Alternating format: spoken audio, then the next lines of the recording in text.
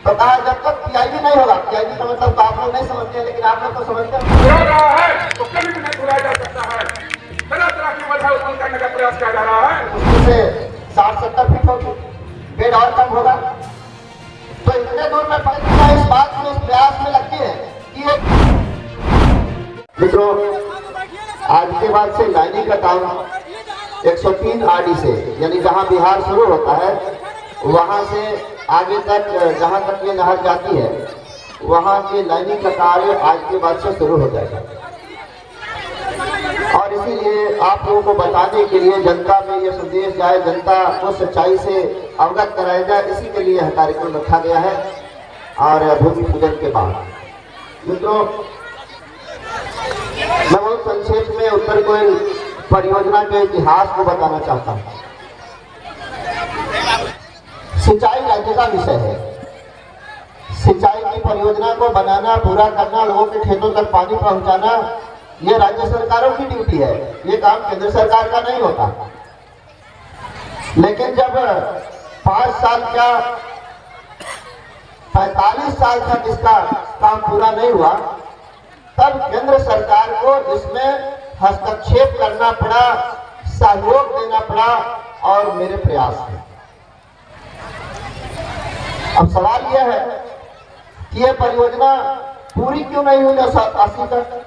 75 में काम शुरू हुआ था, 80 तक इसे खत्म हो जाना चाहिए था। कभी किसी ने कोई चिंता नहीं की, कभी यह मुद्दा नहीं बना, कभी किसी ने हल्ला नहीं मचाया, किसी ने इसे प्रमुखता नहीं दी। 80 से लेकर 2009 तक 29 साल ये चुनावी मुद्दा नहीं रहा, किसी को चिंता नहीं रही। लेकिन 2009 में जब आप लोगों ने दूसरी बार मुझे एमपी बनाया, तब हमारे विपक्षियों ने मेरे ऊपर आरोप लगाते हुए इसे मुद्दा बनाया। मैंने इसे चुनौती के रूप में स्वीकार किया, और अपने आदरणीय प्रधानमंत्री जी जो कहते हैं कि चुनौती को अवसर में बदलो, इसे अवसर में बदलने का मैंने प्रयास किया। मेरे ऊपर ये बहुत ही कठिन भार दिया गया, जिम्मेवारी दी गई, और ये समझा गया कि ये काम तो होना नहीं है, और इसी में ये नष्ट जाएंगे, इनकी समाप्ति हो जाएगी। लेकिन मैं तो ईश्वर पे विश्वास करके चलता हूँ। मेरे तो रघुनाथ हैं, सब कुछ उन्हीं की कृपा से होता है, और आप लोग मेरे मालिक हैं, मेरे मार्गदर्शक हैं। आप लोगों की इच्छा के अनुसार, आपकी चाहत के अनुसार मैं काम करता हूँ।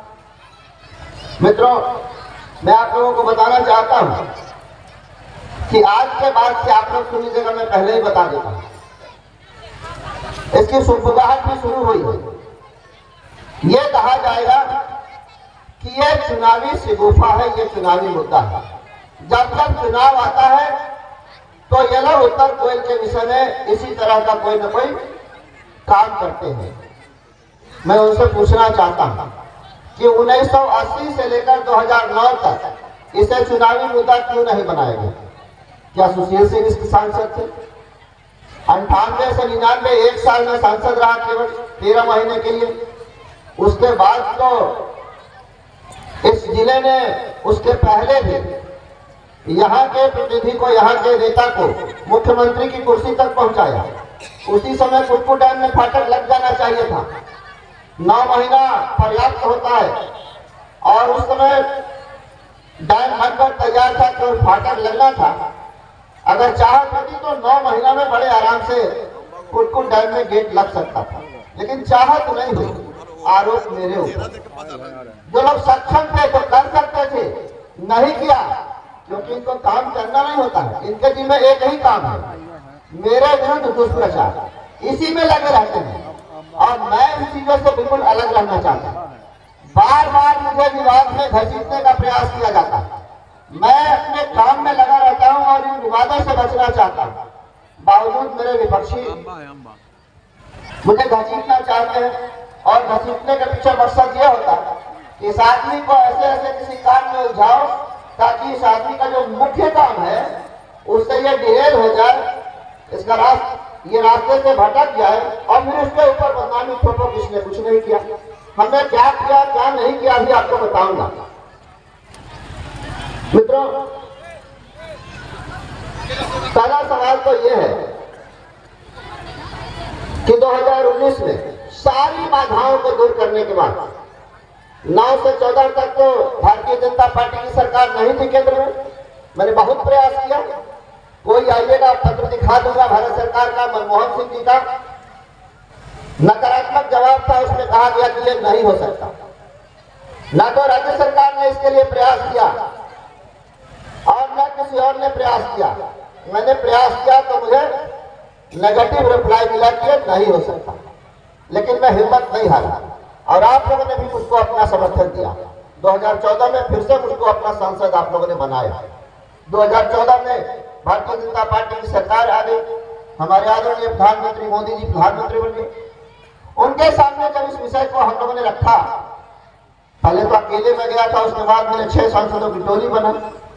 विस्तार में जानने के बाद उन्होंने कई निर्णय लिया और जितनी बाधाएं थी, वन मंत्रालय की बाधा थी, वहां से रोक था कि आप कुटकुट डैम में फाटक नहीं लगा सकते, इससे जल जमाव होगा, जल जमाव होगा तो बेतला नेशनल पार्क डूबेगा, जंगल को नुकसान होगा।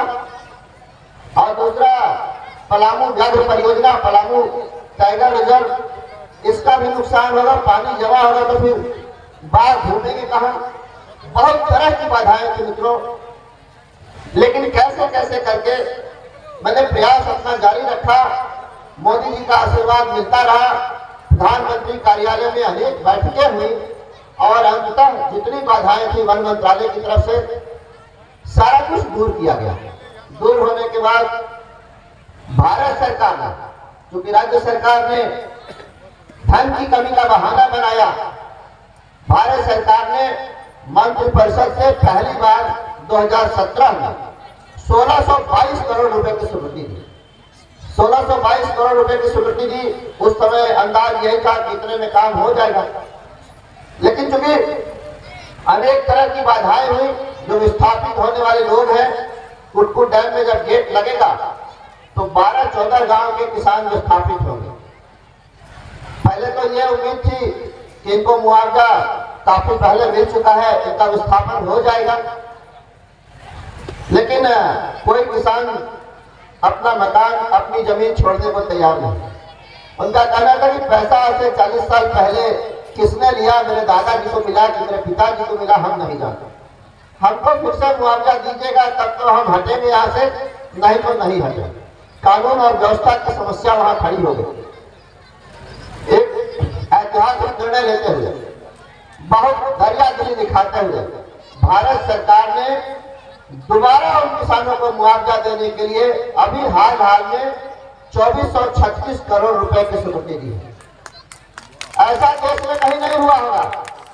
आरोप हम ही लोग के ऊपर लगता है, लेकिन ये एक उदाहरण होगा कि एक ही जमीन का मुआवजा 2-2 बार किसी किसान को मिले, ये कहीं अभी से पहले नहीं हुआ था। और वो केवल इसलिए मिल रहा कि हमारी सरकार, हमारे आदरणीय प्रधानमंत्री जी किसानों के प्रति इतने दरियादिल हैं, इतनी सहानुभूति उनको किसानों के लिए है कि दोबारा मुआवजा देने का निर्णय भारत के मंत्रिपरिषद ने लिया। अन्यथा यह परियोजना फिर से अधूरी की अधूरी रह जाती, फिर से लटक जाता है। मित्रों, बहुत बाधाएं मुझे भी झेलनी पड़ी, बहुत नकारात्मक शक्तियां काम कर रहे हैं और एक नहीं अनेक मौकों पर मुझे भी झेलना पड़ा है। प्रमाण के साथ बता दूंगा कि 2010 में मदनपुर में एक सभा में माननीय मुख्यमंत्री जी आए थे। उनको पता था कि किसी भी सभा में सुशील कुमार सिंह जब खड़े होते हैं बोलने के लिए तो उत्तर कोयल नहर की चर्चा करते हैं।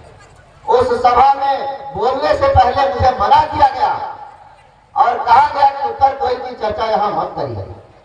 बावजूद इसके, क्योंकि विजेंद्र यादव उस समय सिंचाई मंत्री थे, वो भी उस सभा में उपस्थित थे। मदनपुर के लोगों को याद होगा जब प्रखंड कार्यालय में समीक्षा भी हुई थी। बावजूद इसके मैंने उस सभा में उत्तर कोयल के मुद्दे को उनके सामने उठाया। मित्रों,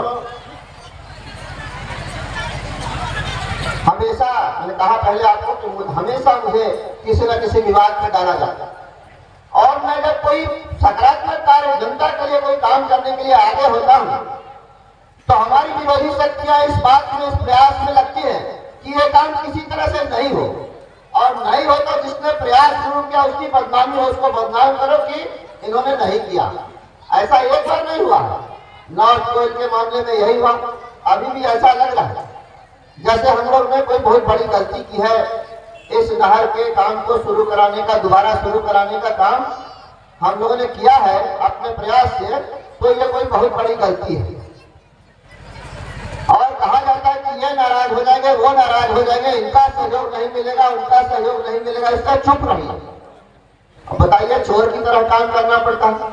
और इसका उदाहरण है आज जो बिहार के मुख्यमंत्री हैं, उस समय केंद्र में रेल मंत्री हुआ करते थे, और नबीनगर थर्मल पावर का जो मुद्दा है वो ठीकरा में मेरे ही से छोड़ा गया था, और कहा गया पहले तो कि यहां से नीतीश कुमार ही लेकर बाढ़ चले गए, सुशील सिंह ने कुछ नहीं किया।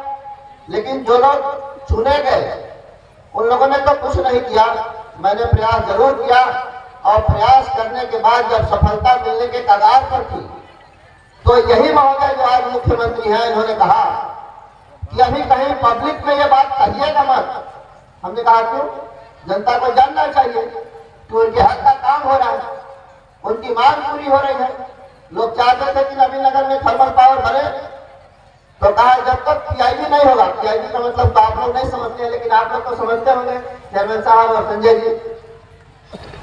जब किसी बड़ी परियोजना में काम होना होता है, जहां बहुत बड़ी राशि खर्च होनी होती है, सरकारी राशि, उसके लिए एक बहुत उच्च स्तरीय समिति है भारत सरकार में, जिसे पब्लिक इन्वेस्टमेंट ब्यूरो कहते हैं, पीआईबी। उसकी स्वीकृति के बाद ही कोई ऐसा बड़ा काम होता है, जैसे इसका भी पीआईबी हुआ है, 1000 करोड़ या कुछ अभी बढ़ा होगा तो नहीं जानते हैं, लेकिन इससे ऊपर का जो कोई काम होना होता है तो आज जो मुख्यमंत्री हैं, यही महोदय ने कहा कि आपकी जो विरोधी शक्तियां हैं, ये लोग काफी प्रभावशाली लोग हैं, तंत्र में, ब्यूरोक्रेसी में इनकी बहुत पहुंच है, ये लोग अड़ंगा लगा देंगे, काम नहीं हो सकेगा, काम रुक जाएगा। इसलिए जब तक पीआईबी नहीं होता है तब तक कहीं पब्लिक में कहिए मत कि नबीनगर में थर्मल पावर लगने वाला।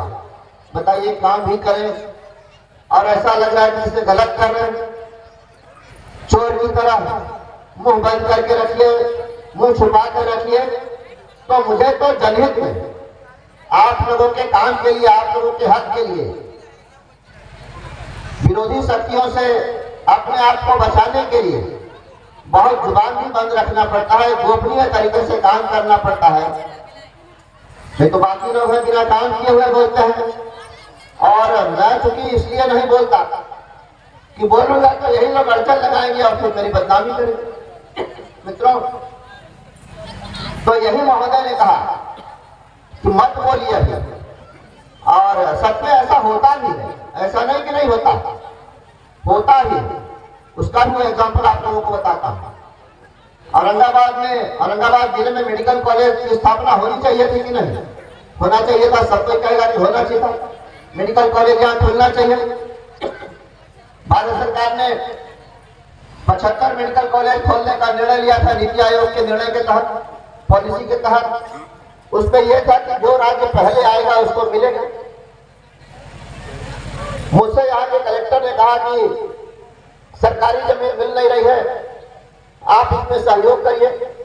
मैंने उनको लिखित रूप में एफिडेविट देकर, शपथ पत्र देकर कहा कि ठीक है, मुफ्त में जमीन देने को तैयार हूं, आप मेडिकल कॉलेज खोलिए यहाँ। लेकिन चूंकि जमीन देने का प्रस्ताव मैंने दिया, इसलिए औरंगाबाद जिले को मेडिकल कॉलेज नहीं मिला। अभी मुंगेर में एक शिलान्यास हुआ है 4 दिन पहले, जमीन का पता नहीं है, जमीन का अधिग्रहण नहीं हुआ है, और मेडिकल कॉलेज खोलने का शिलान्यास कर दिया माननीय महोदय ने। तो मैं वो काम नहीं करता था, और मैं ये चाहता हूं कि ऐसा हो, क्योंकि सच्चाई तो आज न कल सामने आनी ही है। हमको तो यही रहना है, आप लोगों के बीच ही रहना है। आज झूठ बोलकर निकल जाएंगे, कल कहां जाएंगे? हमको तो हर परिस्थिति में यही रहना है। 98 में पहली बार सांसद बनाया आप लोगों ने, 99 में नहीं बना, 4 का भी चुनाव नहीं जीत सका, तो क्या उन 10 वर्षों में मैं यहाँ नहीं था क्या? हमको तो हर परिस्थिति में यही रहना, इसलिए झूठ बोलकर हम कहाँ जाएंगे? इसलिए और चूंकि हम छोटे आदमी हैं, छोटे आदमी का तो गर्दन गट्टा कोई पकड़ नहीं सकता, राह चलते कहेगा कि आपने झूठ बोला था, ऐसा तो था नहीं, आपने जो कहा वो सही नहीं। इसलिए मैं कभी झूठा वादा किसी से नहीं करता और मैं झूठ का प्रचार करता हूं। जो सच होता है, जो सही होता है, वही करने का मैं प्रयास करता हूं। मित्रों, अब बात आई कि आज इसका शिलान्यास क्यों हो रहा है लाइनिंग के काम। 2019 में हमारे प्रधानमंत्री जी ने उत्तर कोयल नहर के अधूरे काम को पूरा करने का शिलान्यास डाल्टनगंज में किया था। उसके बाद आज लाइनिंग का काम का शिलान्यास हो रहा है। यह सवाल जरूर उठता है कि अब 4-5 महीने के बाद चुनाव है तो अभी क्यों? कहने वाले कह सकते हैं कि यह चुनावी मुद्दा है, यह दिगुफा है, लोगों को बेवकूफ बनाने का प्रयास किया जा रहा है। लेकिन मैं आप लोगों को बताना चाहता हूं, 2019 के बाद विश्वव्यापी महामारी आई कि नहीं आई? कोरोना आया कि नहीं आया? 2 साल उसमें प्रभावित हुआ और लगभग 2.5 साल लाइनिंग के काम की सहमति देना ये राज्य सरकार का अधिकार है, राज्य सरकार की ड्यूटी थी। 2.5 साल इन लोगों ने रोका, 4.5 साल ऐसे विलंब हुआ, वरना इस काम को तो 2020 के अंदर हो जाना चाहिए। और भारत सरकार ने जब इसकी स्वीकृति दी थी तो ये कहा था कि 30 महीने के अंदर इस काम को पूरा हो जाना है। कई तरह की एजेंसियां हैं, इसमें राज्य सरकारों की सहमति लेनी होती है, उसके कारण देर हुआ। 2.5 साल राज्य सरकार ने रोके रखा। क्यों रोके रखा बता देता हूं आप लोगों को। राज्य सरकार का कहना था, मुख्यमंत्री महोदय जी का कहना था कि नहर का लाइनिंग हो जाएगा तो पानी धरती के नीचे नहीं समाएगा, यानी ग्राउंड वाटर रिचार्ज नहीं होगा, तो पीने के पानी की समस्या होगी। इसलिए नहर जिस हाल में है, जहां जैसे है वैसे ही रहेगा। कहीं लाइनिंग है तो लाइनिंग छोड़ दीजिए, अगर वो खराब हो गया है तो उसको रिपेयर कर दीजिए। लाइनिंग नहीं है, कच्चा है तो कच्चा ही छोड़ दीजिए, पक्का है तो पक्का रहने दीजिए। तो मैंने पत्र लिखा और मैंने पत्र लिखकर और बाद में मिलकर भी कहा कि ऐसा कहीं नहीं होता कि कोई एक ही नहर थोड़े दूर में कच्चा हो, थोड़ी दूर में पक्का हो, कहीं लाइनिंग हो, कहीं कच्चा हो, ऐसा कहीं होता है क्या? लेकिन इसी बात को समझने में, हाँ एक बात और कहा कि नहर की चौड़ाई तो मुश्किल से 60-70 फीट होगी, बेड और कम होगा, तो इतने दूर में पक्का हो जाएगा। तो आपका कहना है कि पानी धरती के अंदर नहीं समाएगा। वही पानी सिंचाई के लिए जब खेतों में फैलेगा तो धरती में नहीं समाएगा क्या? इस बात को समझने में राज्य सरकार को 2.5 साल लगा। 2.5 साल में समझे और सहमति दिया, तब जाकर लाइनिंग का ये टेंडर हुआ और आज के बाद काम शुरू होगा। कौन दोषी था इसके लिए? सुशील सिंह। हम ही को सहमति देनी थी। जो लोग दोषी हैं वही लोग आरोप लगाते हैं, क्योंकि उनका काम आरोप लगाना केवल है, बाकी तो कोई काम ही ऐसे लोगों के पास नहीं है। एक बात और मेरे साथ होती है कि जो काम करता अपेक्षा उसी से होती है, उम्मीद उसी से लोग रखते हैं। जो काम करता ही नहीं है उससे लोग उम्मीद क्या रखेंगे? अब तो बैल का जमाना नहीं रहा, वरना पहले जब खेती बैल से होती थी, हर बैल खींचते थे, तो जो बैल तेज चलने वाला होता था गृहस्थ उसी को पैना लगाते थे। जो गार होता था उसको पैना नहीं लगाते थे, मान लेते थे कि जो गार है, लेकिन चलने वाला काहे धीरे चलेगा, उसको पैना लगाओ कि तेज चले। वही हाल मेरे साथ होता। तो हम तो इसके लिए अभ्यस्त हो गए। हमको उनकी चिंता नहीं होती, हमको चिंता आप लोगों की होती है, आप लोगों की होती है। आप लोग के खेत में उत्तर कोयल का लाल पानी आए, इसकी चिंता मुझे रहती है। और मैं इस बात के लिए प्रयासरत रहता हूं कि हमारी जो ड्यूटी है, हमारा जो कर्तव्य है, उसके निर्वहन में कहीं कोई कमी न रह जाए। एक बात और बताता हूं, ये जो 48 साल का जो महत्वपूर्ण समय व्यतीत हुआ, बर्बाद हुआ, इसके लिए जिम्मेवार सुशील सिंह नहीं है। सुशील सिंह तो दूसरों के पाप की मोटरी को ढो रहा है, इसको तो खत्म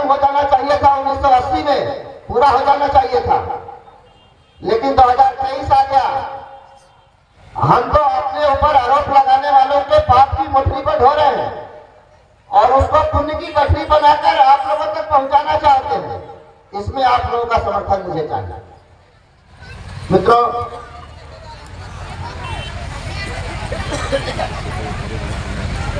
अभी जब भारत सरकार ने 2436 करोड़ रुपए की स्वीकृति दी, उसमें सबसे बड़ी राशि मुआवजा पर ही खर्च होने वाली है।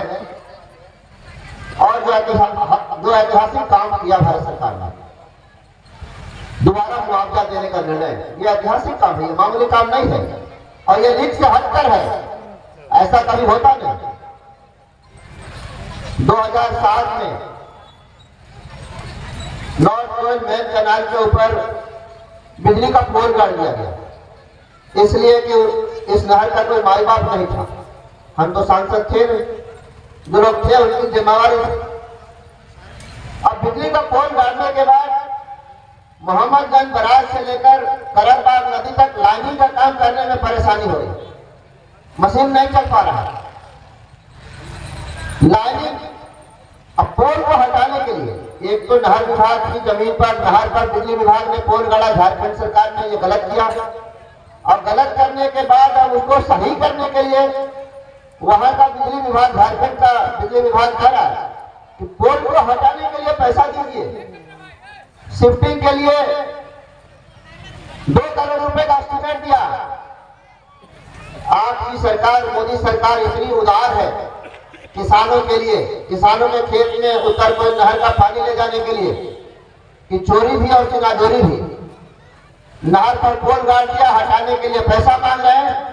हमारे मंत्री जी ने, गजेंद्र सिंह शेखावत जी ने कहा कि चलो जब 4000 करोड़ रुपए खर्च कर रहे हैं तो 2 करोड़ खर्च करने में क्या दिक्कत है। उसकी भी सहमति दी कि भाई 2 करोड़ रुपया ले लो, पोल हटाओ ताकि लाइनिंग का काम शुरू हो सके। अब भारत सरकार क्या करती बताइए। फॉरेस्ट कंजर्वेशन एक्ट के तहत गेट लगाने पर रोक था, उसको हटाया।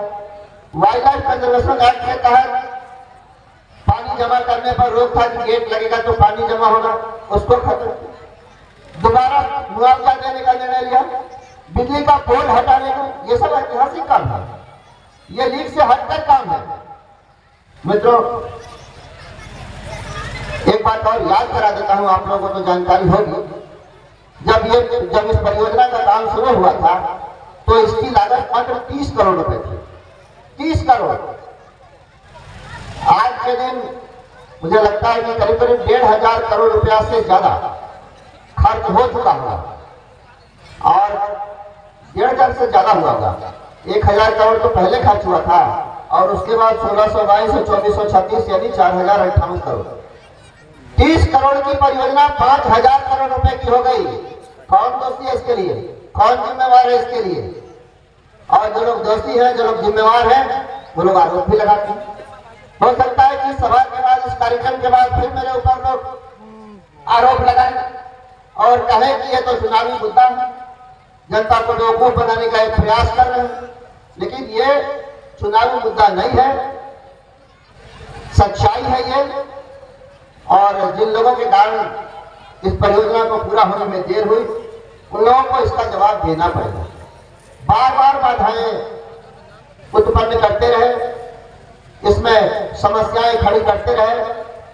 हमसे कहा जाता है कि बताएं कि 15 साल में कितना बार पार्लियामेंट में इसके लिए आवाज उठाया। अब याद तो नहीं है, गिनती तो मैंने नहीं की है, लेकिन इतना जरूर है कि शायद ही कोई ऐसा सत्र होगा जिसमें मैंने उत्तर कोयल नहर परियोजना के मुद्दा को लोकसभा में नहीं उठाया। चाहे क्वेश्चन के माध्यम से रेस किया हो, चाहे 377 के माध्यम से, या 0 आवर में, या चाहे जैसे। अब मुझसे ये भी सवाल किया जाता है कि 15 साल में क्या क्या, इसका हिसाब दीजिए। हमने कहा हिसाब देने के लिए मैं तैयार हूं, लेकिन हिसाब बंद कमरे में नहीं दूंगा। हिसाब होगा जनता के सामने, जन अदालत में। मंच लगा लीजिए, माइक लगा लीजिए, मेरे से सवाल करिए और मैं जवाब दूंगा। एक शर्त है कि 60 साल का हिसाब लेकर आइए। आप भी 60 साल का हिसाब दीजिए, हम 15 साल का पाई पाई का हिसाब देने के लिए तैयार है, पाई पाई का। मित्रों, 1999 से 2009 तक मैं यहाँ का सांसद नहीं थी। औरंगाबाद जिले में एक केंद्रीय विद्यालय नहीं खुल सका। 2009 में जब दूसरी बार आप लोगों ने मुझे एमपी बनाया, सरकार तो हमारी नहीं थी, कांग्रेस पार्टी की सरकार थी, लेकिन 2010 के अगस्त महीने में औरंगाबाद जिले में सेंट्रल स्कूल खुलवा दिया। हिसाब देने वाले को हिसाब दूंगा मैं, कहूंगा बताइए कि एक स्कूल नहीं खुलवा सके जिले में। बेटा औरंगाबाद रेल लाइन 2007 में लालू जी ने घोषणा की थी, 9 से 9 तक, 99 से 9 तक एमपी कौन था? हम नहीं थे। आप बताइए क्या प्रगति किया आप लोगों ने, कब कब मुद्दा उठाया? मैंने तो उस मुद्दे को उठाकर इतना आगे तक पहुंचा दिया है कि दोबारा सर्वे का उसका हो गया, बजट में प्रोविजन भी हो गया, उसके लिए सारी आगे की कार्रवाई चल रही है। उधर के लोग जाइएगा तो उधर के लोग बताएंगे आपको कि किसकी जमीन जा रही है, कितनी जमीन जा रही है, कहां पर से रेलवे लाइन गुजरेगा, कहां पुल बनेगा, सब कुछ हो रहा है। मित्रों, आज से 10-20 साल पहले पटना, औरंगाबाद, हरिहरगंज, महाराजगंज इसे 4 लेन होना चाहिए, किसी का ध्यान नहीं था। लेकिन मैंने इस मुद्दे को बहुत गंभीरता से लिया, उसकी भी प्रगति है। और मुझे उम्मीद है कि कुछ दिनों के बाद जब सर्वे की रिपोर्ट सबमिट हो जाएगी तो उसका भी टेंडर आ जाएगा और 4 लेन हो जाएगा। हमसे लोग हिसाब करते हैं, हम तो एक एक दिन का हिसाब देने के लिए तैयार है, लेकिन लोगों को भी तो हिसाब देना पड़ेगा।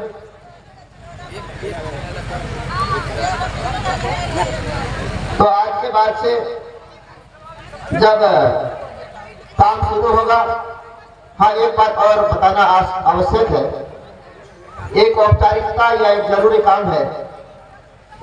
कुटकू डैम लातेहार जिला में आता है।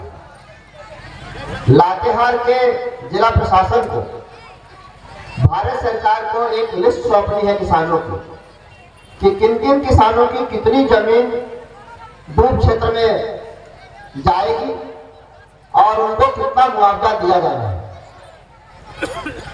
यह लिस्ट जब लातेहार का जिला प्रशासन भारत सरकार को सौंप देगा, पैसा पड़ा हुआ है, किसानों को भुगतान होगा, वो वहां से हटेंगे और कुटकू डैम में गेट लग जाएगा। इस बार भारत सरकार ने एक अच्छा निर्णय लिया है इसमें, क्योंकि फिर से वही परिस्थिति ना बने जो पहले थी। इस बार में जो प्रावधान है, आधा पैसा एक किस्त में मिलेगा, लोग अपनी जमीन मकान छोड़कर वहां से विस्थापित होंगे, वहां से हटेंगे, गेट लग जाएगा, उसके बाद बाकी का उनका पैसा भुगतान हो जाएगा।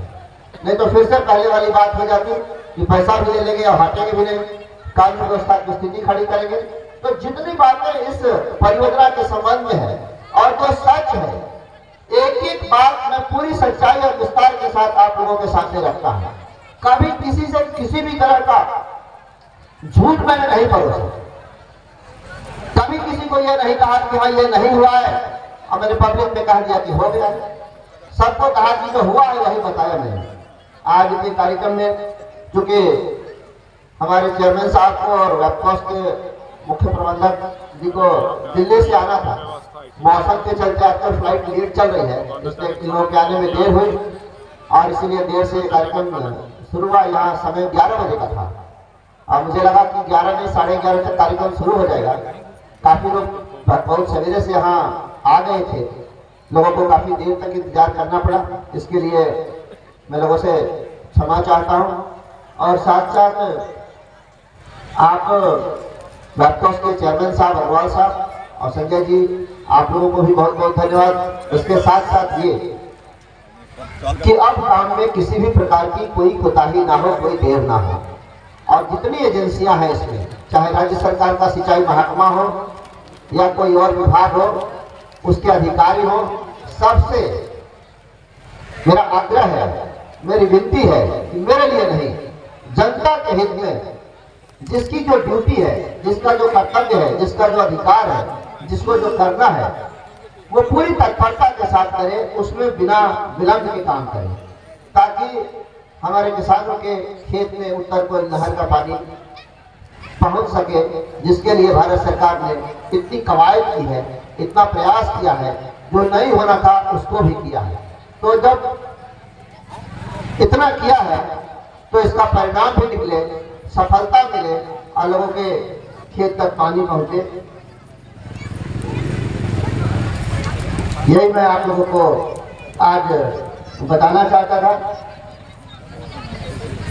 कि किस तरह से मुझे झेलना पड़ता है, लेकिन विपरीत परिस्थितियों में होते हुए भी सारे एजेंसियों को एक जगह करना, इसमें एक नहीं कई एजेंसियां हैं। केंद्र सरकार का दो महकमा, एक तो जल संसाधन मंत्रालय, दूसरा वन मंत्रालय, उसके बाद की एजेंसी वैटकोस है, CWC है, केंद्रीय जल आयोग है, फिर बिहार सरकार का दोनों विभाग, वन विभाग, सिंचाई विभाग, झारखंड का दोनों विभाग, वन और सिंचाई।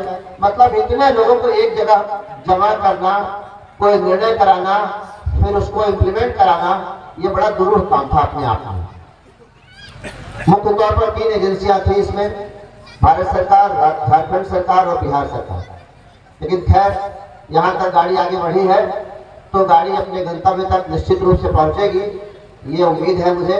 मैं तो बिल्कुल सकारात्मक भाव लेकर चलता हूँ और मुझे ईश्वर पे पूरा विश्वास है, और इसी उम्मीद से कि इस परियोजना का काम पूरा होगा।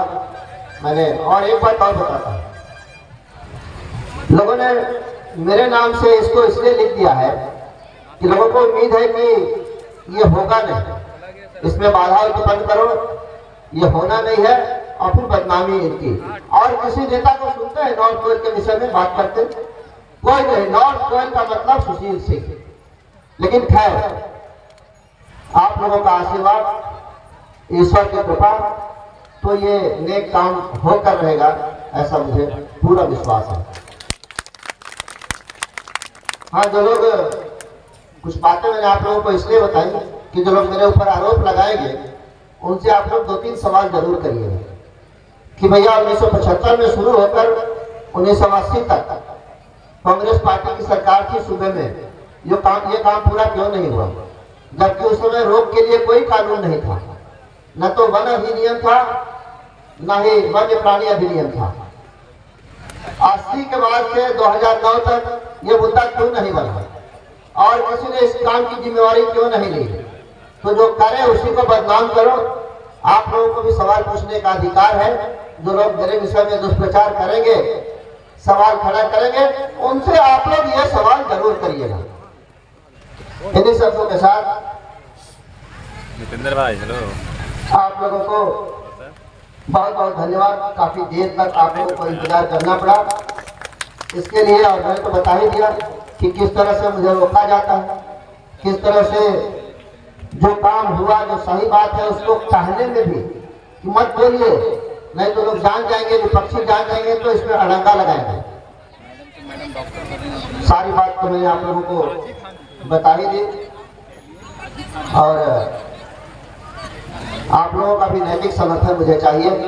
बाकी तो मैं एक बात कहता हूँ कि मेरा जो अनुभव है 2009 से 2014 के बीच में, मैं कई बार तत्कालीन प्रधानमंत्री मनमोहन सिंह जी से मिला, और जयराम रमेश जी जब मंत्री थे इरिगेशन केंद्र में, उसके बाद जानकी नटराजन इसकी मिनिस्टर हुई सेंटर में, सब लोगों से मैंने हाथ जोड़ा, कई बार मिला, लेकिन हमेशा निगेटिव जवाब ही मिलता था। पहली बार जब मोदी जी से मिला तो यहाँ तक गाड़ी पहुंची, और गाड़ी अपने गंतव्य तक पहुंच कर रहेगी, इसलिए कि मोदी है तो मुमकिन है। सच में आप लोगों को बिना किसी राजनीति के बता रहा हूं कि मोदी जी जैसा दृढ़ इच्छा शक्ति वाला व्यक्ति प्रधानमंत्री नहीं होता तो सच में उत्तर कोयल नहर को कभी पूरा नहीं होता। क्योंकि यहाँ के एक सिंचाई विभाग के सचिव थे, पता नहीं रिटायर हुए कि अभी हैं नौकरी में, अजय आलोक, उनके सामने जब मैंने इस प्रस्ताव को रखा तो उन्होंने कहा, MP साहब, नॉर्थ कोयल को भूल जाइए, हमने कहा आप ऑफिसर हैं, भूल सकते हैं, लेकिन मैं तो जनता का सेवक हूँ, मैं नहीं भूल सकता, मुझे तो वही जीना मरना। और सचमुच यदि उनकी बात को मानकर मैं बैठ जाता तो गाड़ी यहाँ तक नहीं पहुँचती। तो मैंने बहुत झेला, मैंने अपना खून पसीना लगाया और मेरे प्रयास का, मेरे संकल्प का, मेरे मेहनत का अगर भरोसा है फल देने वाला तो मैंने कहा मेरे तो रघुनाथ है, उन्हीं के ऊपर मुझे भरोसा है। और अगर मेरा इरादा नेक होगा, मेरी नीति में कोई खोट नहीं होगी, मेरा नियत साफ होगा, तो निश्चित रूप से ईश्वर की कृपा होगी और उनकी कृपा से आपको प्रेरणा मिलेगी और मुझे आशीर्वाद मिलेगा। ये काम होकर रहेगा। धन्यवाद। शुभ अवसर पर इस सभा में पधारे मंचासी नेतागण, सभी का नाम लेने में समय लगेगा। और औरंगाबाद लोकसभा की लाइफ कहें तो कोई अतिशयोक्ति नहीं होगी। औरंगाबाद के लोकप्रिय सांसद परम आदरणीय सुशील बाबू इस सभा को उपस्थित हमारे माताएं बहनें, अभिभावकगण, मित्र साथीगण, मित्रों, आज औरंगाबाद के लिए बहुत ही शुभ दिन है। जितना मेहनत, जितनी कड़ी मशक्कत के बाद हमारे लोकप्रिय सांसद ने इस कार्य को अंजाम तक पहुंचाने का काम किया है, औरंगाबाद के तमाम नागरिक, आम लोग इनका आजीवन ऋणी रहेगा। मित्रों, तरह तरह की बाधाएं उत्पन्न करने का काम किया जा रहा है। आज भी बिहार सरकार की ओर से और तमाम महागठबंधन के नेताओं की ओर से लगातार इस कार्य को सफल करने का प्रयास किया गया, लेकिन माननीय सांसद महोदय, आप निश्चित रहें, औरंगाबाद की तमाम जनता आपके साथ है और इस कार्य को पूरा करने में आपका जो सहयोग रहा है वो कभी भी नहीं भुलाया जा सकता है। तरह तरह की बाधा उत्पन्न करने का प्रयास किया जा रहा है कि सुशील कुमार सिंह कोई काम को ठाने हुए हैं, इसको किसी तरह हम लोग पूरा नहीं होने दें। एक तरफ लगातार कहा जाता है कि औरंगाबाद के सांसद काम नहीं करते हैं और जब काम पूरा होने की स्थिति में है, काम प्रारंभ होने की स्थिति में है, तो तरह तरह की बाधाएं बिहार सरकार और तमाम बड़े नेताओं के द्वारा किया जा रहा है। एक सच्चाई आपके सामने लाया जाएगा तो कौन कौन लोग इसमें बाधा उत्पन्न करने का काम किए हैं। अगर विकास के नाम पर तमाम तथा कथित नेता अगर चुप भी रहते तो नोट तोड़ का काम अब तक पूर्ण हो जाता, लेकिन आदरणीय बिहार के मुख्यमंत्री नीतीश कुमार सहित तमाम लोग जो इस काम को पूरा नहीं होने देना चाहते हैं। केवल एक ही मामला है कि सुशील कुमार सिंह को और औरंगाबाद लोकसभा में जनता के बीच में अलोकप्रिय करने का प्रयास किया गया, लेकिन जनता सुशील कुमार सिंह के साथ है और सुशील कुमार सिंह मैं भूरी भूरी प्रशंसा करना चाहता हूं और ये कहना चाहता हूं कि तमाम मगध के किसान आपके साथ हैं और आगे बढ़िए। और मैं पूरी उम्मीद के साथ कहना चाहता हूं कि फरवरी मार्च आते आते उतनी कोयल का लगभग 75-80% काम पूरा हो जाएगा। ये सुशील कुमार सिंह का प्रण है, इनका दृढ़ निश्चय है। बहुत बहुत धन्यवाद। आप लोग सुबह से आए हुए हैं, सभी को प्रणाम।